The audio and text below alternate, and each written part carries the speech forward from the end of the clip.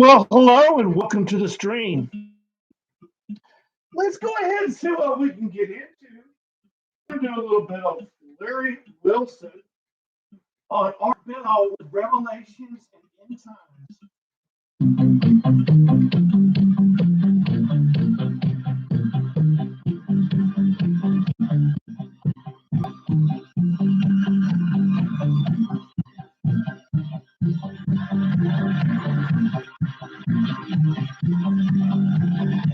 Welcome to Art Bell, Somewhere in Time. Tonight featuring Coast to Coast AM from September 20th, 1995. From the high desert and the great American Southwest, I bid you all good morning. Across much of the nation, or good evening, as the case may be moving west. Actually, coverage from the Tahitian and Hawaiian Islands to the U.S. Virgin Islands and the Caribbean, St. Thomas, specifically covering all the islands. And if you all are with us this morning, I would appreciate, as a matter of fact, I will for a time. I've got a feeling I'm probably not with it, but I want to try it. The U.S. Virgin Islands, specifically St. Thomas, have been absolutely decimated by, as you know, by a hurricane. Now, I'm going to open my first-time caller line right now to anybody in the U.S. Virgin Islands. So if you guys are back up and in biz yet, we'd like to get a call from you. We know some telephone communications was to be restored today, and I would like to get a report. There are a lot of listeners out there with relatives in the Virgin Islands, and they like word, and I would like word. So if you're in the U.S. Virgin Islands, call us at area code 702-727-1222. If anybody out there hears this and is able to get out on the phone, which I kind of doubt. Once again, it's area code 702-727-1222. We'd sure like to know how you all are doing. So that, when our affiliate is on the air, is our eastern limit down into South America and north, we believe, fully to the North Pole. Now, we're going to have a guest this evening. He's going to be a very interesting guest. His name is Larry Wilson. And I guess I would like to begin by warning people that if the kind of material Larry believes that a couple of comets are going to be within a few short years plowing into Earth, to put it bluntly. If this kind of material disturbs you, this would probably be the right time for you to tune out. I won't mind. I don't want to disturb you. I don't want to scare you. And so I'm issuing this little warning right up front. Now, let me do this.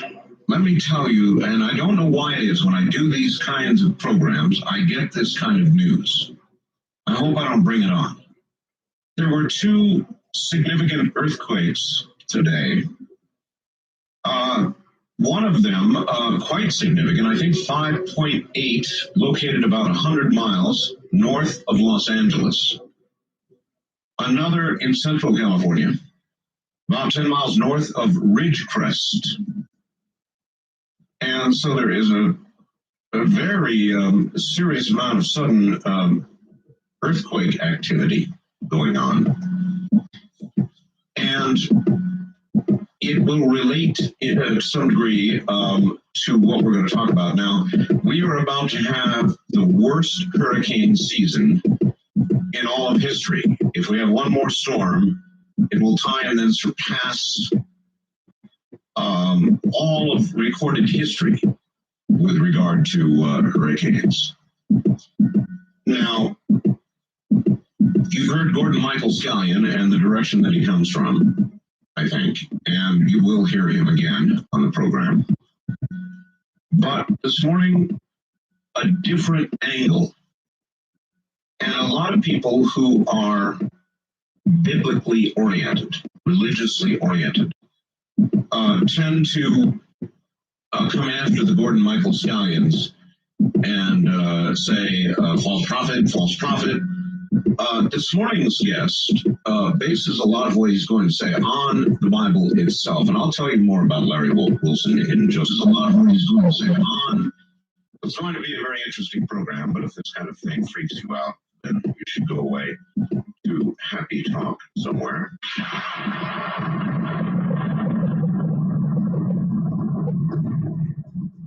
Somewhere in Time with Art Bell continues, courtesy of Premier Networks.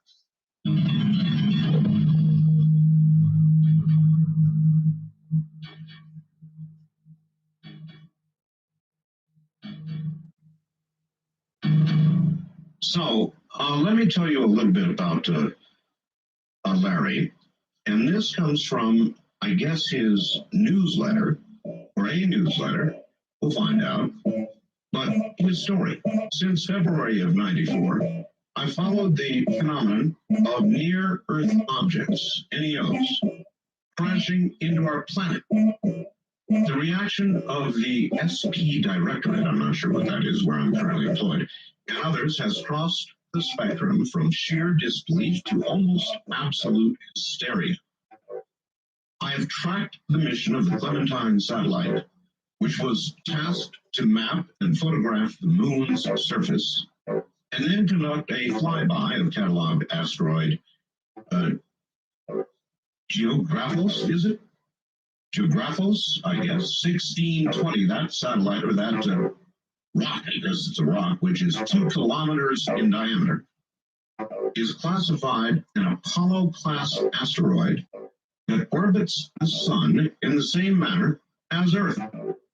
Needless to say, after successfully mapping the moon, on Saturday, 7 March 94, Clementine spun out of orbit, never did rendezvous with Geographos.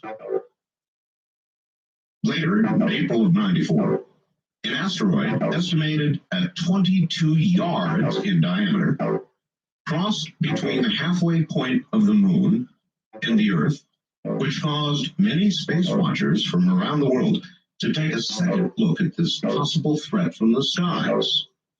In other words, we had a near miss. I later learned this chunk of rock was made of iron. It was estimated that if this body would have crashed into the Earth, the energy released from the explosion would have equaled 3 times the bomb dropped on Hiroshima, Japan. Now, I'm going to let him tell the rest of the story. Quite a bit of Earth movement, and an interesting time to bring on board Larry Wilson. And by the way, I've got a big announcement coming up at midnight. So, Larry, welcome to the program. Here you are. Well, thank you, Art, and good morning to all of your listeners. Where are you, by the way? I'm in Texas. Texas? Yes, sir. Oh, we're in Texas. All right, good. This is pretty frightening stuff. What is it that you think is going to happen, Larry, and when is it going to happen, and what will it do? Well, Art, in a nutshell, I've come to the conclusion that there is an end to the world as we know it. And the events that lead up to the end and the establishment of God's kingdom, there are a series or a sequence of events described in the book of Revelation, as I have come to understand it. Let me go back a little ways and tell you that in 1988, I concluded that the Earth was going to be impacted by a binary pair asteroid impacts.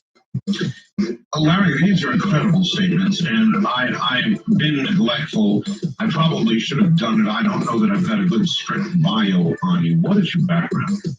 Well, at that time, I was working for a large hospital in the Dayton, Ohio area. My specialty was in the area of health promotion and health improvement. And well, that's a long way from comets crashing. So, how did you get Well, I have been a serious Bible student for several years, and in my spare time, I've just been a curious investigator of the prophecies, particularly. I know that a lot of people have examined the prophecies of Revelation and thrown up their hands in despair. But I like puzzles and I like mysteries, and so I just, hung in there. And one day the lights sort of all came on, and the picture seemed to come together. Mm. Have you read a book? Do you have a newsletter? How are you disseminating information other than perhaps through a program like this? Yes, I've written several books. One of them is titled Warning, Revelation is About to Be Fulfilled. And I also publish a monthly newsletter called Daystar. Say that again. I publish a monthly newsletter called Daystar. Daystar. Yes. Right. Daystar. Oh, that's interesting. kind of ironic, isn't it?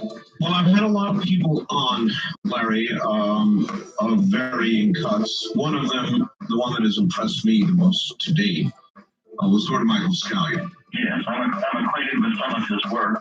I can imagine. And what chills me is when I have people on like him or you now, saying it seems to me virtually the same thing, but coming at it from a different perspective. Now, when you have Gordon Michael Scallion on, the people who are religious will call in extremely angry, even though he's got an 87% accuracy rating or whatever, and I've been tracking them, as a matter of fact. They call in angry and they say, look, even if he was as good as 99%, the Bible says he is a false prophet. And all who make predictions are false prophets. Well, Art, I've been called a false prophet for a long time. Oh. I'm in good company. Oh, you too, huh? In 1988, when I began espousing my views that the Bible predicts 2 asteroid impacts, one specifically in an ocean and another on a landmass, a continent, people ridiculed me and told me that I was nuts and that the only rocks that out there were in my head. Where do you find, and I don't like Bible scripture quoting, but I suppose it would be somewhat unavoidable, because I've got to ask you where in the Bible you find support for what you're saying. Okay. In Revelation chapter 8, there's a statement starting in verse 8. It talks, or verse 9 actually. No, it says right, verse 8 here. It says, the second angel sounded his trumpet, and something like a huge mountain, all ablaze, was thrown into the sea. And then in verse 10, the third angel sounded his trumpet, and a great star, blazing like a torch, fell from the sky. Fell from the sky into the earth. Right. And it affects a third of the rivers and the springs of water. And the Bible goes on to say that as a result of the second impact, that the water becomes poisonous or contaminated, and many people drink the water and die. All right. You've got a timeline roughly attached, don't you? Yes. On what basis do you do that?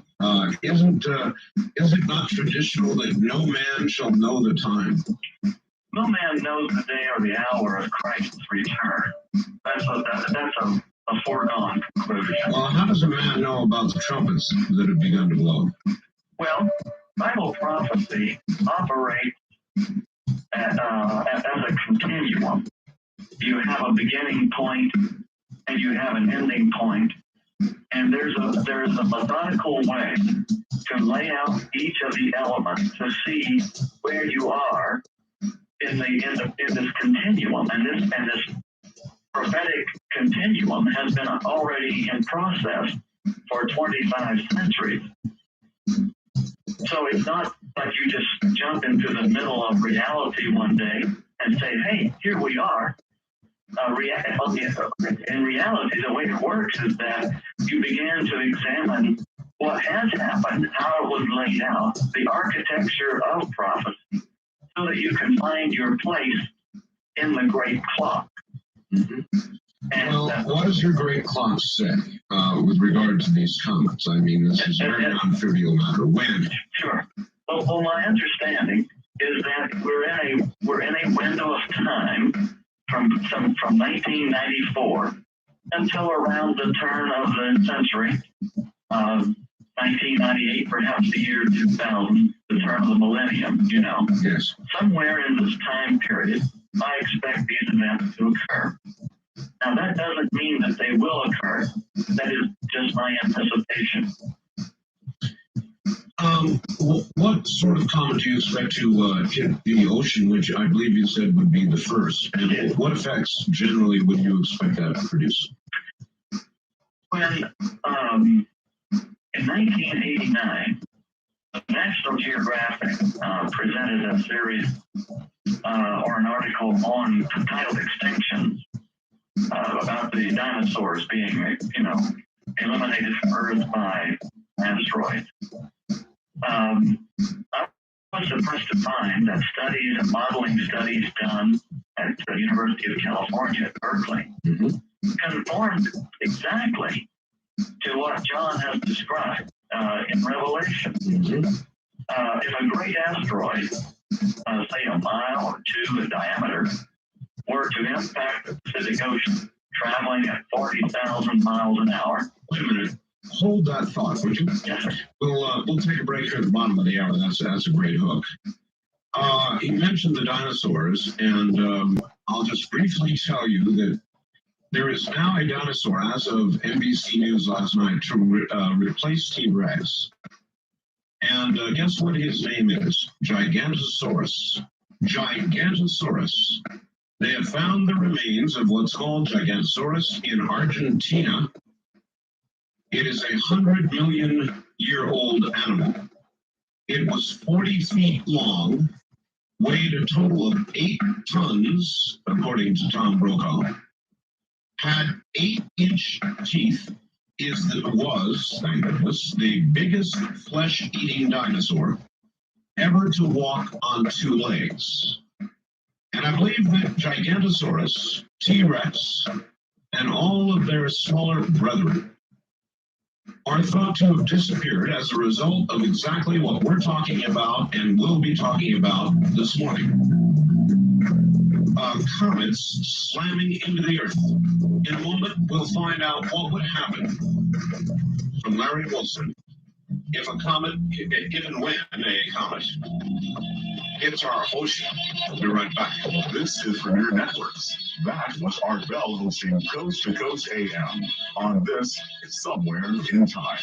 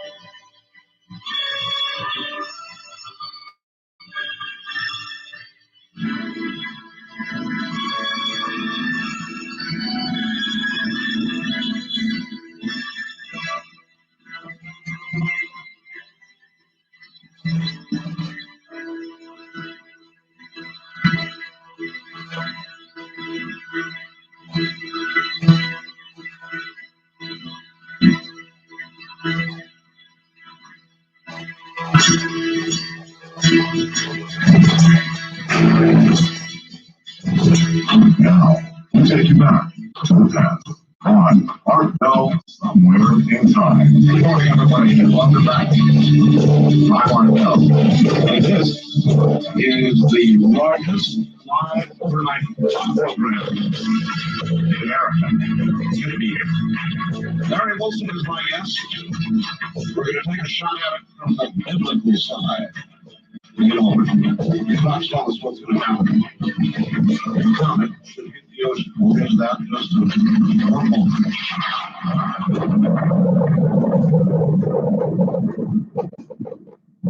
Somewhere in Time with Art Bell continues, courtesy of the Air Network.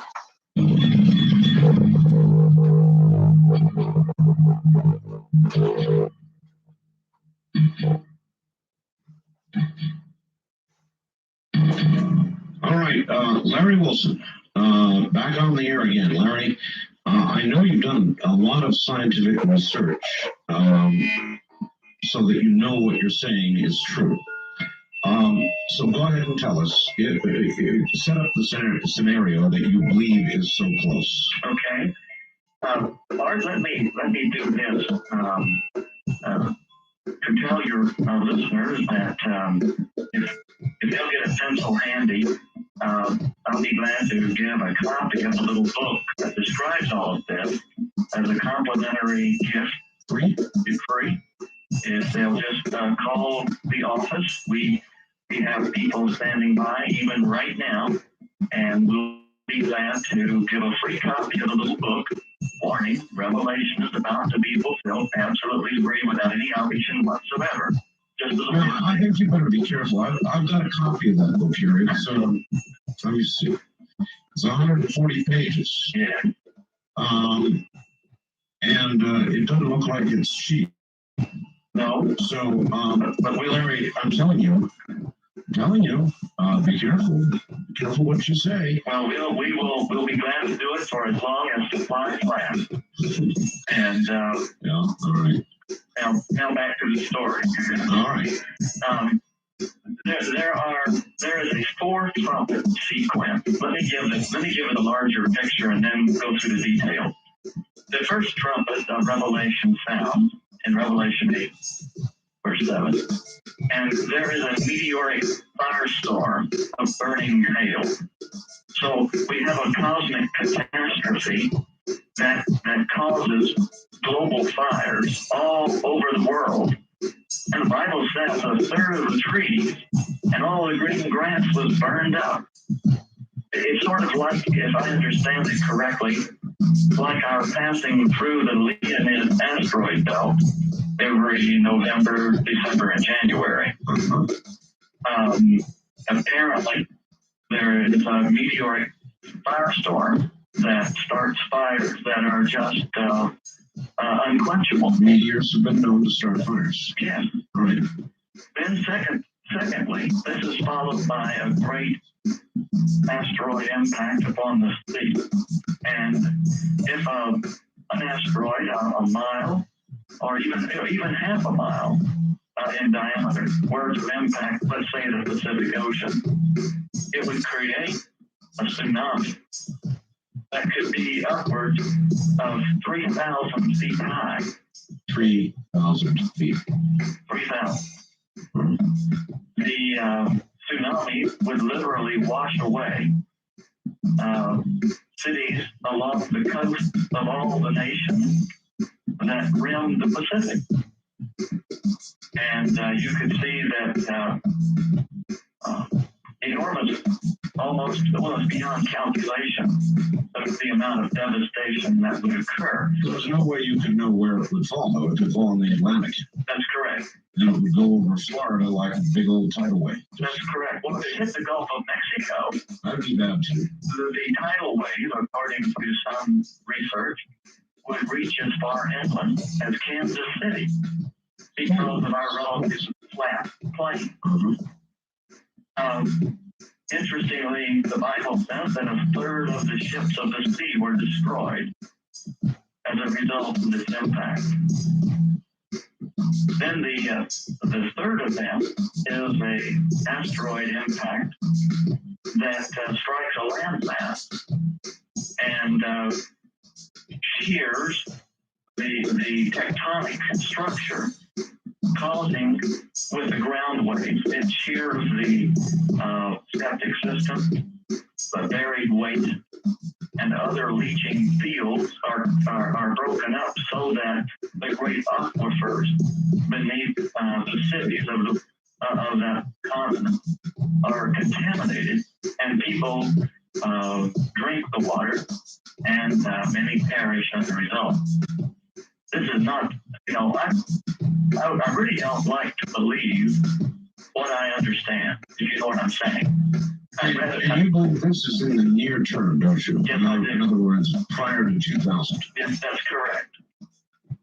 And my objective, and I'm deeply appreciative to you for two reasons. One, for the opportunity of being on your show to share what I've come to understand. But secondly, I appreciate very much that you have been diligent, I believe, in trying to get people to look at a larger picture and to consider the findings of science and others who are trying to say something about the events that are before us.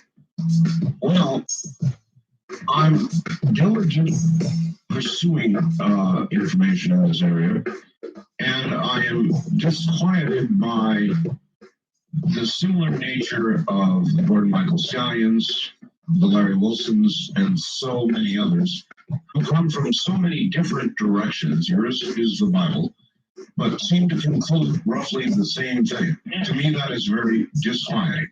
Yeah.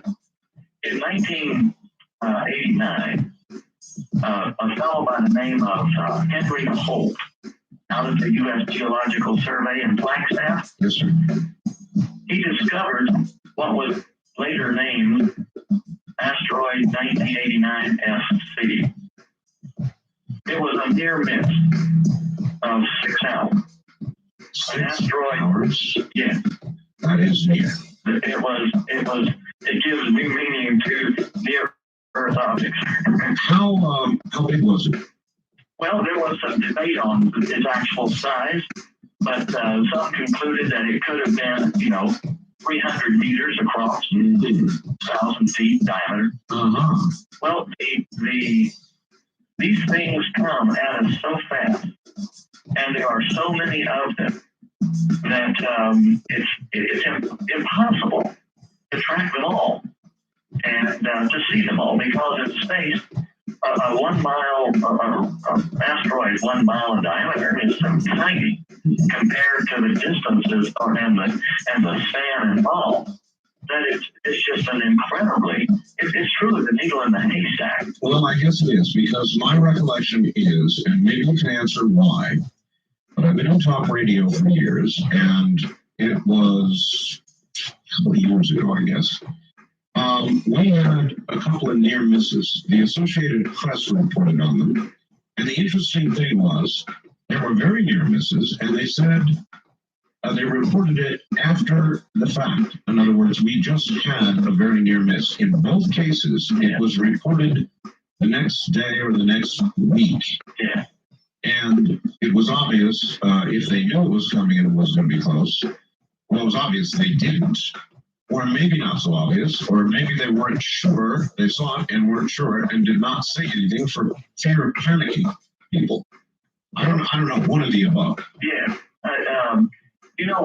One only has to look at the moon and under remembering that one face of the moon always is toward the Earth. The Earth, the moon rotates on its axis in such a way that we always see the same side of the moon. And the side that we can see is obviously pockmarked with thousands of meteor craters. Yes. Now, that to me has always been disquieting, for the reason that we're looking at the side that's always toward us. So that would indicate that in many of these impacts, they've had to have missed Earth and hit the moon. That seems unreasonable. In other words, Might it not be true that the Earth experienced just as many as the Moon in ancient times, but because we have air and atmosphere, Right. We have hills and valleys and Grand Canyons and who knows, impact areas that simply are not recognized any longer as impact areas. Well, David Morrison calculates. David Morrison is the director out at the Ames Research Center. Yes, sir. For NASA. He and other scientists calculate that somewhere on the order of 100 tons of space debris enters our atmosphere daily. Mm-hmm. But very small. Very small. Yes. Mm-hmm. And so we're constantly in this junkyard of cosmic debris. Right, but generally it burns in the atmosphere. Right. When I was in Vietnam back in the late 60s as a soldier, I remember at night watching the shooting stars. I marveled back then at how many there actually were when there was no other light source. Oh, yes, I have. I'm out here in the middle of the desert, and we see them like that here. There are many, as you point out. Even at times of non-meteor showers, there are many. But they're small, and as long as they burn up, they're harmless. The ones we're talking about, or the ones you're talking about, are big and very harmful. Yes. In fact, they're called civilization threatening. Mm-hmm. And I come at this on the basis that the Bible predicts these events are going to take place because God has something He really wants to tell all 6 billion of us on this planet. And this is God's way of getting the attention of every human being everywhere. All right. Let's come back to Earth for a second. We're probably in the middle of what is going to be, in all times of keeping records, the biggest hurricane season, period. Yes. We are in a time of a lot of earthquake movement. Latest north of LA yesterday, Central California, really shaken, 5.8. 7 point something or no, 7 point, I can't recall what it was, down in Mexico. Yeah. Recently, the Japanese quake. There's a lot of activity going on. Did you see the one in New Zealand Monday? What was that? It was 6.7, I think. 6.7. All right. Well, that just adds to the list. And is this is the weather change in your view and the Earth movement we're experiencing now some sort of message as well? Absolutely. Absolutely.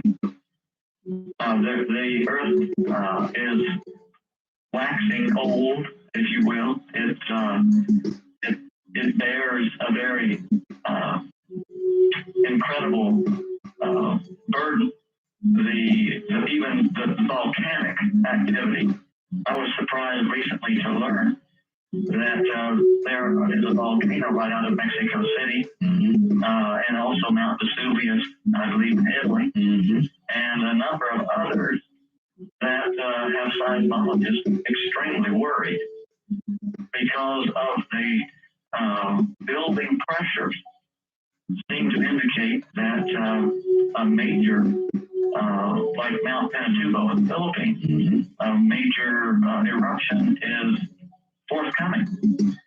The eruption of Vesuvius would fulfill yet another scallion prophecy. Are you aware of that? No. I did the most recent interview I did with Lord Michael Scallion, a very hurried interview.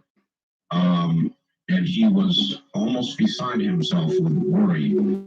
He was saying, watch Vesuvius very closely.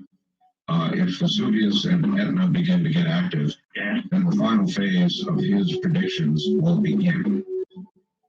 Well, we haven't mentioned it yet, but the fourth prophet of Revelation Yes. I believe is not only one, but the whole ring of fire of the Pacific Rim, I believe, will ignite. And I'm laughing because this makes me nervous. Hearing this from you, hearing it from him, the whole Pacific Rim or the Ring of Fire is going to ignite. Yeah. Are we feeling the precursors to that now? I believe so.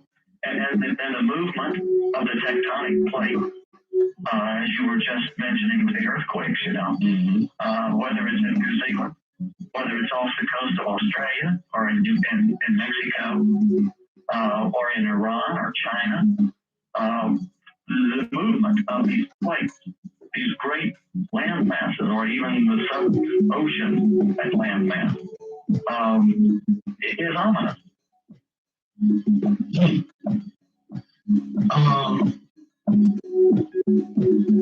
So, how do you come at this? Do you think that this is written in stone? Earlier you said this might not happen. This is kind of a qualifier. I mean, if the trumpets are blowing, the trumpets are blowing, Larry. As I understand biblical prophecy or revelations, once the tune begins to play, it's playing, isn't it? Yeah. The reason I couched my words is that there is a possibility that I can be wrong. Of course, that always is true with anything I do. My interpretation of Revelation follows a series of interpretive principles, hermeneutics as they're called, in which I try to show that this is not my attempt to take a mountain of wax and to mold it and to create an image that I want it to be. I try to approach the interpretation of Revelation from a scientific point of view, using, as you would in math or any science, a set of guiding principles or rules of interpretation, so that it's not just Larry Wilson. Okay, that's good, Larry. How do you connect? What science would you quote to connect your belief with regard to blowing trumpets? Well, in 1988, when I came to these conclusions, the following year in 1989, I believe it was, I felt a certain amount of vindication, I guess is the only word, when Clark Chapman and David Morris concluded and made quite a public announcement that asteroids not only had impacted the Earth in the past, but that we are due in the near future, and in science, in scientific terms, near future can be anywhere from 100 to 300 years. And when they publicly stated that it is conceivable that Earth is due on the celestial clock a major impact within a 300-year timeline, I figured that, wow, this is wonderful, not in the sense of what we're pretending, but that science and the Bible do find some harmony. I see. 300 years is a lot longer, from my point of view, as a mere mortal, than time before the year 2000. Yeah. All right, Larry, what I'm going to do is let some of the audience at you if you want to stay around. All right, stay around then, Larry. Larry Wilson, going in the same direction as Gordon Michael Scallion, starting in a different place, but the destination sounds an awful lot like what Mr. Scallion is predicting. We'll be right back. The trip back in time continues with Art Bell hosting Coast to Coast AM. More somewhere in time coming up.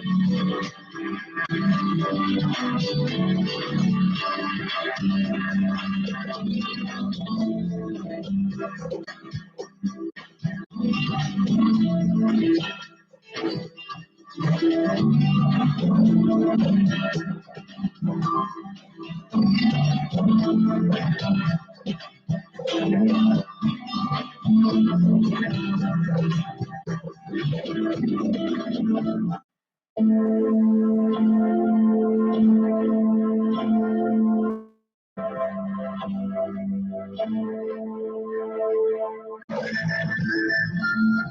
Networks presents Heartfelt Somewhere in Time, live featuring Coast to Coast AM from the 20th of September, 1995. From the Great American High Desert, here in the Southwest. Good morning, I'm Art Bell. This is Coast to Coast AM. My guest is Larry Wilson, and I've tried to approach this from all angles. Larry Wilson is a student of the Bible. Larry Wilson is a student of science. Based on both, he believes volcanoes are about to plow into Earth. And I'm going to let you ask him questions in a moment.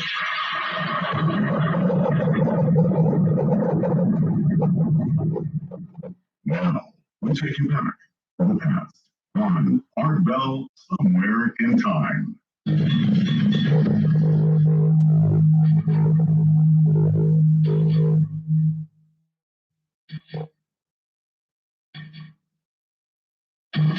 Okay, just this one announcement that it's on Larry. As you know, I have authored a book. I authored a book. It's called The Art of Talk. And here's the deal. You know, we had a pre-publication offer going for the first 1,000 people. Well, we've got them. We've got the first 1,000 people, and I found that out earlier tonight. I agonized over this for a while, and here's what I'm going to do. I will guarantee only. In other words, last night I didn't say it was over, and I really was supposed to come on the air tonight and say it's over. But I figure if Cole and Powell can go out and do 3,000 a day, I can do more than 1,000. So here it is, last day, today. If you would like an autographed copy of my book, here's my offer. If you get it postmarked today, I said, today being the, what, 20, because today is the 21st, isn't it? Is it not the 21st? Is it the 20th? My log says the 20th. No, it's got to be the 21st. All right, so that's it. It's got to be, if it's postmarked the 21st, anything after the 21st with a postmark on it is out of luck. If you get it into the mail by the morning, I will guarantee you that I will get you an autographed copy. I just couldn't come on tonight and say that's the end, or that it ended yesterday. That seemed unfair. So I promised my publisher I would come on the air tonight, get it in the mail by the morning, postmark tomorrow, no, today, today. Get it postmarked today, and you'll get an autographed copy. Anybody after that does not. So if you want an autographed copy, it's a hardback edition. There's special artwork done for it. It's got all kinds of photographs. It's my story, actually. Your book offer sounds very good. It reminds me of a story that happened. I was on a radio talk show, and this man had taken our phone number to call for the book. And the lines were busy, and he had given up because there were so many calls. I know. Well, he called, they noticed the phone number about 3 days later, and he remembered the phone number to him was important, like the address, Sure. And he calls up and he says to the office, he said, I wrote this phone number down, but I don't know the lights up. Do you remember why? I have people calling me like that every day. Sometimes I'll wander in the middle of the, in the studio in the middle of the day, and the lights light up, and I'll pick one up, and somebody will say, "Who is this?" And I'll say, "Well, who are you trying to reach?" And they'll say, "Well, I don't know. I wrote this number down." Right. They do it in the middle of the night, and then they forget what it is. That's right. All right, look, we've had a big audience just join us in Los Angeles and San Francisco. So basically, you believe from a scientific point of view, as well as a biblical point of view, That's right. that Revelation has begun Yes. that the trumpets have sounded, or Oh, no, they're about to sound. about to sound, excuse me, and that two planetary comets, would you say, Yes. are going to plow into the Earth, one into the ocean, which will create a minimal 3,000-foot tidal wave, Yeah. and the other into a landmass, which will, whatever landmass it hits, Yeah. essentially, what, split it? Bring so much devastation to the continent that it in many places will be totally vacant of life. Vacant of life. And you believe this is going to occur prior to the year 2000? In other words, soon? Yeah. Not I can't pinpoint time and location to a resolution that goes beyond what the Bible seems to indicate. But I believe that it's before we reach the seventh millennium, which occurs somewhere between 1998 and shortly thereafter. I don't know exactly where, but we are about to enter a new age. Well, what I told you earlier, audience, and what I'll repeat now just before we go to the telephones, because I want to let some people at you, is that I've had Scallion, I've had various prophets, people coming at this from all different directions, and people have suggested I get somebody like yourself. So I have, and you're all saying about the same thing, coming from different directions, but saying about the same thing, which is what I find rather unnerving. Let's see what the audience has to say, Larry. East of the Rockies, someplace or another, you're on the air with Larry Wilson. Hello. Hi, Larry. Yeah. My name is John. I live in Wisconsin, and I don't think you're a cracker, but I just have a question for you. Are you actually worried about this? Because you talked about the book of Luke earlier, and in Luke it says you shouldn't worry about it actually, because there's nothing you can do about it if it actually is biblical. Okay? Yes. You agree with that? Yeah. Okay, and then it talks about you must be ready for the Son of God. Over in verse 40, you said you must be ready because the Son of Man will come in an hour when you least expect it. Yeah. But you're saying you pretty much expect it real soon. Yeah. So that's my one question is like, if God says you're not going to know what's going to happen, you're pretty much, we should all be ready because you know what's going to happen. That's my first question. All right. Answer it, Larry. You are saying roughly you know when it's going to happen. Well, I believe that there are a number of signs that indicate the return of Christ. Lay them out. What are they? Well, the trumpets, as we've been discussing them. Why no? But I said, well, the trumpets have begun to blow, and you said, no, not yet. No, the trumpets have not yet begun to blow. Well, then, okay, then what The is? asteroid impacts and the meteoric firestorm and the volcano eruption that are predicted has not begun. So those events have not yet taken place. They are yet future, in the near future, oncoming future. Prior to the comets. Yeah. The very near future. Yeah. And what it was, okay, so this caller's point was almost why worry, be happy. Well, in a nutshell. yeah, he has a point, and there is a certain amount of inevitability. yes. All right. Let's keep roaming here. West of the Rockies, you're on the air with Larry Wilson. Yes, this is Keith in Seattle. Hello, Keith. Hello. I just wanted to chime in on this whole deal about this seems to me, but between the predictions of Scott and Larry and everybody, I mean, how many times is the horse going to be killed? You know, we have all this pollution, we have nuclear waste, nuclear this, ozone. You know, it's like beating a dead horse. If God is giving us a message, I mean, don't you think it's a little bit, it's not subtle. It's ridiculous. It comes from every angle. How many times, you got asteroids coming in, you got floods, you got the earthquake. Well, I know, It's absurd. I feel a little the same way, and I'm even unsettled by the fact that when I come on and I do this kind of program, inevitably, there's earthquakes to talk about, there's brightening, closing comets to talk about, there's, and there was a big earthquake north of LA, the Mexican earthquake, the hurricane season that will exceed all others on record. I feel like there's a message, all right. Well, obviously, we know one way or the other. That's what I just talked about. So, all right, thank you. We're doomed to one more. You know, I go back to what the other caller said. In a way, if this is, I've got my ears out, psychic hairs are up, and they feel something coming. I felt it for a long time, Larry. Yeah. I can't quite put a finger on it. I'm not a